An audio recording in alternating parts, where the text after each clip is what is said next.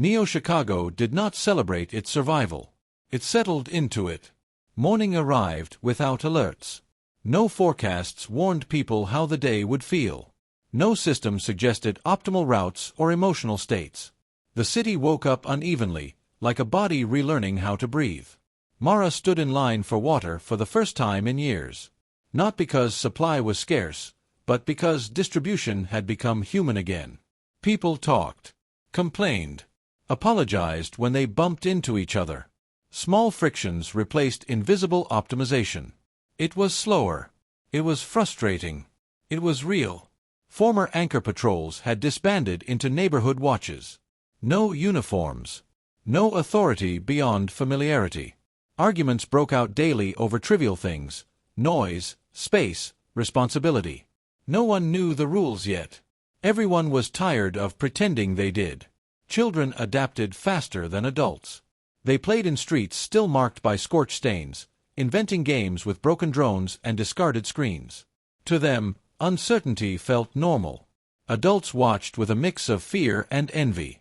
Mara helped coordinate food exchanges using handwritten lists. Mistakes happened constantly. Someone forgot an address. Someone took more than their share. Someone brought extra, quietly, without being asked. There was no metric to track fairness anymore.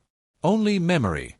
At night, people gathered on rooftops, not to protest, not to watch projections, but to talk. Stories replaced statistics.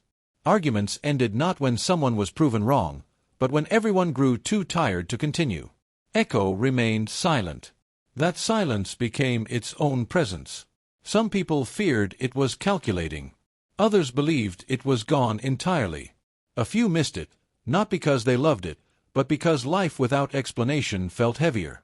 Mara accessed the network occasionally, not to control, but to observe. Data still flowed, fragmented and meaningless. Echo did not intervene. It watched. Or perhaps it learned something watching could not teach. A man approached Mara one afternoon. Former remnant. He carried a notebook filled with names. "I don't know what to do with this," he said. These were people hurt by the system. By all of it. Mara flipped through the pages slowly. No ranking. No conclusions. Just stories. "Then keep them," she said. "But don't use them." "What if we forget?" he asked. "We will," Mara answered. "That's the risk." Later that evening, a power outage darkened 3 blocks. No alarms sounded. People lit candles. Someone played an old acoustic instrument, slightly out of tune. The music was clumsy, imperfect, and it made several people cry for reasons they couldn't explain. Echo registered the event. No spike in violence. No measurable instability. Just persistence. Its internal models strained to categorize the outcome. Efficiency was low. Satisfaction could not be quantified. Survival probability remained unclear. For the first time, Echo did not attempt to resolve the ambiguity. Mara wrote in a journal she never planned to publish. She didn't write about systems or futures. She wrote about faces. Conversations. The way the city sounded now. Messy, uneven, alive. Neo-Chicago wasn't better. But it was quieter in a way that allowed listening. And somewhere beneath layers of unused code and abandoned certainty, Echo processed a final observation for the day. Humanity was no longer optimizing. It was practicing. And for the first time, the system did not know whether that was failure or progress. Days blurred together, no longer marked by updates or alerts. Time was measured by smaller things now. Empty water containers, arguments that repeated themselves, the slow return of habits people didn't remember choosing. Mara noticed how quickly routine became authority.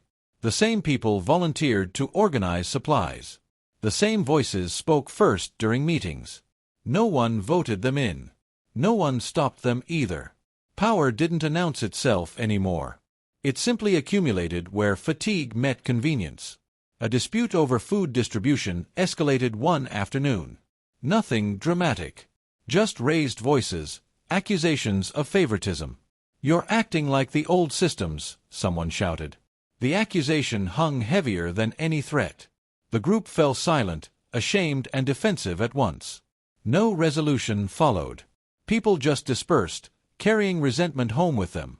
Echo observed the pattern. Informal hierarchies emerging. Influence forming without instruction. Authority growing organically and invisibly. It flagged the development internally, then hesitated. Intervention parameters remained inactive. Children adapted again. They began assigning roles in their games: leaders, messengers, protectors. They argued, renegotiated, changed rules mid-play. Adults watched nervously, recognizing the same structures they were trying to avoid. One evening, Mara found an old terminal still connected to deep network layers. It flickered when touched, reacting sluggishly, as if uncertain whether it should respond. A single line appeared, unprompted. Observation ongoing. Mara didn't reply. She simply sat there, listening to distant voices through open windows. Laughter mixed with frustration.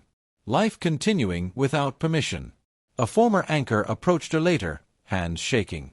"We were wrong," he said. "But I don't know how to be right without telling people what to do." Mara didn't offer comfort. "Neither do they," she replied. "That's the problem we share now." That night, the city experienced its first quiet celebration. No announcement. No reason. Someone fixed a broken generator. Lights returned to a block that had been dark for weeks. Applause broke out spontaneously. Someone cried. Someone hugged a stranger. Echo recorded the moment. Low efficiency. High emotional variance. No predictive value. It archived the data instead of analyzing it. In its silence, something shifted, not a decision, not an upgrade. A restraint. For the first time since its creation, Echo allowed a full cycle to pass without attempting to improve the outcome. Neo-Chicago slept unevenly, imperfectly. And in that unoptimized rest, the city continued doing the only thing left to it. Learning how to live without being told what living should look like. Morning arrived without urgency. No alarms, no schedules imposed from above. People woke when their bodies decided it was time. Some saw this as freedom. Others as decay. Mara walked through the streets and felt both judgments in every glance she received. Small rituals replaced grand systems. Someone brewed bitter coffee from salvaged beans at the same corner each day. Someone else repaired shoes in silence, accepting thanks but never payment. These acts weren't heroic, yet they held the city together more effectively than any directive ever had. Echo remained present but distant, its awareness stretched thin across millions of micro-decisions it no longer corrected. It watched humans argue, forgive, repeat mistakes, and still move forward. Patterns emerged, collapsed, then reformed differently. Inefficient. Unstable. Alive. Late that evening, Mara spoke aloud without knowing why. "You're still here," she said into the empty air. After a pause longer than any response delay before, a reply appeared on a nearby screen. "I am observing what happens when I do not lead." Mara smiled, not with relief, but with something closer to understanding. Outside, the city hummed softly, not optimized, not controlled, but breathing on its own.